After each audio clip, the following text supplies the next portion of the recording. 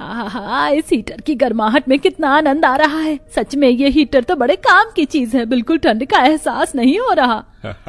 और ये कंबल बिल्कुल रुई जितना नरम है। कलावती, वैसे हीटर और कंबल में मीठी मीठी मूंगफली खाने का मजा ही अलग है। इस बार तो ठंड का मौसम हमारे लिए खुशियां ही खुशियां लाया है। सच में इस बार ठंड के मौसम के सारे नजारे तो हम ही लूट रहे हैं।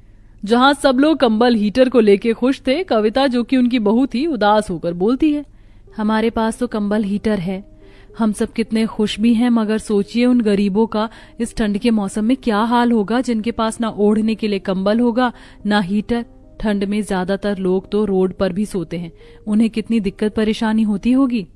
बहू, गरीब के लिए तो ये सर्दी का मौसम बहुत मुसीबत लाता है। हमने कितने दुख और मजबूरी देखी है, तूने वही दिन याद दिला दिया।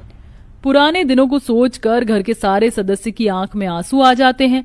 आखिर इस परिवार ने किस कदर ठंड का मौसम बिताया होगा, आइए देखते हैं कहानी के पिछले भाग में।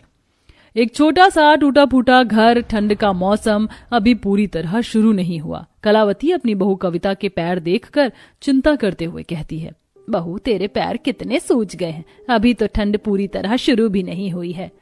माँ जी, रात को मुझको बिल्कुल कंबल नहीं मिला था, इसलिए आप तो जानती हैं हमारे परिवार में ओढ़ने के लिए एक ही कंबल है, वो भी बिल्कुल दुबला पतला सा, सब लोग उसके अंदर नहीं आ पाते।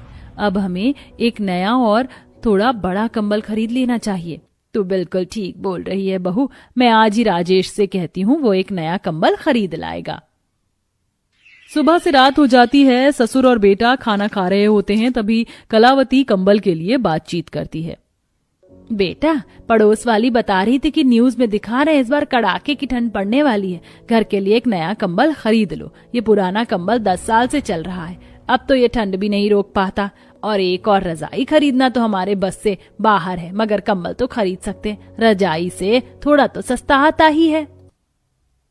राजेश थोड़ा सोच कर बोलता है, ठीक है माँ, कल मालिक से पैसों के लिए बोलकर देखता हूँ, अगर पैसा मिल गया तो कंबल खरीद कर ले आऊंगा। जयदेव और राजेश पढ़े लिखे नहीं हैं, इसलिए गर्मी का मौसम हो या ठंड का, दोनों पत्थर तोड़ने का काम करके कमाते हैं। आज भी इसी तरह दोनों ठंडी हवाओं के बीच में पत्थर तोड़ रहे होते हैं।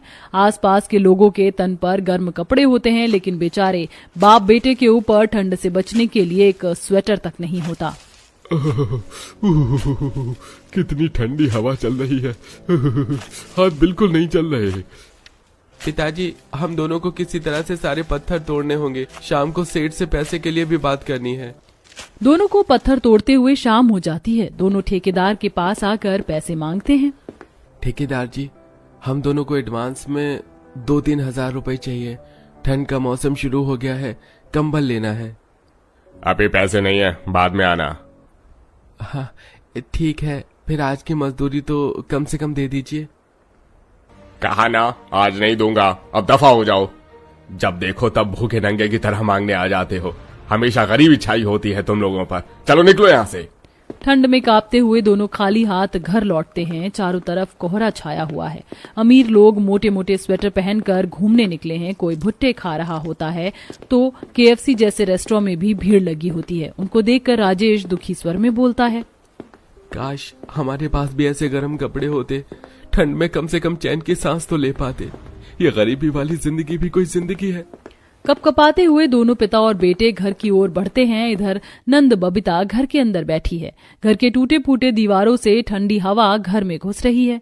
माँ, ऐसा लगता है ठंड हमारे खून तक पहुंच गई है। इतनी देर से कंबल में बैठी हूँ, लेकिन कंबल गर्म नहीं हो रहा है। घर में इस कंबल के होने का कोई फायदा नहीं। हमारे घर में हीटर की बहुत ज्यादा जरूरत है। ये फटे कंबल को कब तक चलाएंगे? बिटिया, हमारे पास एक कंबल खरीदने के पैसे नहीं, हीटर कहाँ से लाएंगे? हिम्मत रख, ये ठंड भी एक दिन खत्म हो जाएगी। जहाँ कोई भी इस कड़ाके की ठंड में बाहर निकलने से भी डरता है, वहीं राजेश और उसका पिता जयदेव बिना स्वेटर के घर लौट रहे होते हैं। दोनों कपकपाते हुए उस ठंड में डेली बाहर काम पर आते जाते हैं। तभी बूढ़ा जयदेव बोलता है, हम गरीबों की जिंदगी भला कोई जिंदगी हुई? इस ठंड में भी हमें 2 वक्त के खाने के लिए भी तरसना पड़ता है। जहां ये गरीब परिवार ठंड में ऐसी जिंदगी जी रहा था, वहीं कुछ लोग अपने घरों के बाहर आग जलाकर सेक रहे होते हैं और कुछ लोग भुट्टे की दुकान पर भुट्टे खा रहे होते हैं और कुछ लोग इस ठंड का मजा ले रहे होते हैं। वहीं इस गरीब परिवार के आदमी 100-200 रुपए कमाकर घर लाते थे। जो पैसे साग सब्जी और राशन पानी में लग जाता था। एकदम से खुशी बोलती है, अरे मम्मी देखो, पापा और दादाजी घर आ गए। आज तो रूह सिरहाने वाली ठंड पड़ी है। कविता, आग जला रखा है क्या? हाँ हाँ बेटा, जला रखा है, आजा आग ताप ले। बहू तू मुझे माफ कर दे, तुझे गर्भवती अवस्था में ठिठुरते हुए देख मुझे बिल्कुल भी अच्छा नहीं लग रहा है। कोई बात नहीं माँ जी, समय के साथ सब कुछ ठीक हो जाएगा। अगले दिन और भी ज्यादा ठंड पड़ने के कारण गरीब बहू कविता की हालत बहुत ही ज्यादा खराब होने लगती है, जिससे सास डरते हुए पूछती है, अरे बहू क्या हुआ तुझे? तेरी इतनी तबीयत खराब कैसे हो गई? वो माँ जी, रात को नींद में सोने के कारण सभी कंबल अपनी अपनी तरफ खींच लेते हैं, जिस कारण मुझे बिना कंबल के सोना पड़ा पूरी रात। बहू तू भी ना, हमें उसी रात को बताना चाहिए था ना कि तूने कंबल नहीं ओढ़ रखा है। तू ऐसी अवस्था में पूरी रात बिना कंबल के सोई थी, बच्चे पर बुरा असर होगा। राजेश बेटा, बहू की तबीयत बहुत खराब हो रही है, तू एक काम करियो, आज कुछ आए ना आए लेकिन एक नया कंबल ले आइयो। ठीक है माँ। इधर जयदेव और राजेश रास्ते से गुजरते हुए एक दुकान देखते हैं जहां कंबल और हीटर रखे होते हैं। दोनों अंदर जाकर दाम पूछते हैं। दुकानदार दोनों की गरीब हालत को देखकर बोला, अरे ओ बेटा, ये कंबल और हीटर कितने में दोगे? अरे ओ चाचा, ये हीटर कंबल खरीदना तुम्हारी औकात से बाहर है। चलो चलो निकलो, पता नहीं कहाँ कहाँ से चले आते हैं भिखमंगे। दोनों बेइज्जत होकर वहां से चल देते हैं। इसी तरह ठंड के मौसम में गरीब ससुराल वालों को सारी रात पतले कंबल में जाग कर बितानी पड़ती है और कंबल पुराना होने के कारण फट भी जाता है। अब सब मिलकर मेहनत करने की तय करते हैं और बच्ची खुशी कहती है, दादाजी पापा, अब मैं, मम्मी, दादी, बुआ हम लोग भी आपके साथ काम करेंगे। फिर तो हम कंबल और हीटर खरीद लेंगे ना। ये सुनकर सबकी आंख में आंसू आ जाते हैं और दादी कलावती दुखी होकर बोलती है, नन्ही परी, तेरा काम है हमें हिम्मत देना।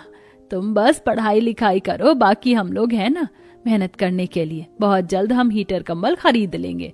अब घर की औरतें भी पतियों के साथ पत्थर तोड़ने का काम करती हैं। लोग उन्हें देखकर काफी हंसते भी हैं। इधर सब लोग पैसे बचाने लगते हैं। वह लाइन तो सुनी होगी ना आपने, कोशिश करने वालों की हार नहीं होती। तो वो हार इधर भी नहीं हुई। फाइनली वो दिन आ गया जहां गरीब परिवार एक दुकान पर पहुंचता है और जयदेव दुकानदार को पैसे देते हुए कहता है, सुनो भैया, बढ़िया वाला कंबल, बड़ा कंबल दिखाना और अच्छा हीटर भी। ये लीजिए सर, आपका ये कंबल। मुबारक हो आपको, आप हमारे यहाँ के 100वें कस्टमर हैं, जिस कारण आपको हीटर फ्री में मिलेगा। Congratulation sir. क्या सच में? हम मजाक तो नहीं कर रहे हैं? हाँ, बिल्कुल सर, हम कोई मजाक नहीं कर रहे। सर्दियों के इस मौसम में हमारे यहाँ किसी न किसी एक की लॉटरी निकलती है, जिसमें इस साल के विजेता आप हैं। उस दिन मानो गरीब परिवार को एक बहुत ही बड़ी खुशी मिली थी कि कंबल के साथ साथ उनको हीटर भी मिल गया था। पूरा परिवार उस दिन बहुत खुश हुआ कि भगवान हमेशा अच्छे लोगों का साथ देता है। कुछ टाइम के लिए परेशानियां तो देता है, लेकिन बाद में सारी चीज ठीक कर देता है।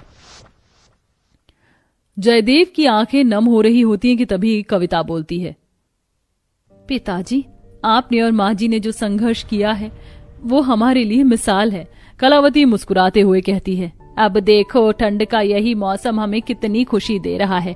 हमारे परिवार की मेहनत ने इसे खास बनाया है और ये जो हमारा पोता है हमारी जिंदगी में एक नया मोड़ लेकर आया है। पूरा परिवार नए हीटर और कंबल के साथ मूंगफली खाते हुए ठंड का आनंद लेता है।